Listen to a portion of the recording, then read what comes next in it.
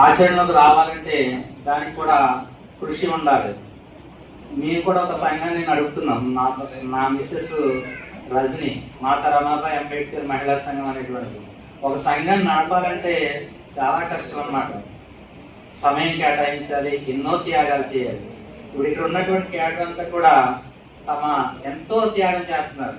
అది ఒక మాటలో చెప్తే వీలు కాదు అది. ఎందుకంటే అది చేసేటటువంటి వాళ్ళు తెలుసు. 2 రోజులు 3 రోజులు అనే కాదు. ఎలాగయ్యారు, నేను రామ్జీ గారిని చూసాను, కాకినాడ రామ్జీ గారు సార్, ఆయన ద్వారా నేను స్ఫూర్తి పొందాను.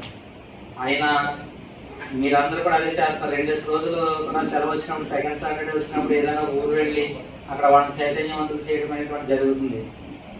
అదే అంశాన్ని ఇప్పుడు ఇక్కడ మనకు పెట్టడం జరిగింది.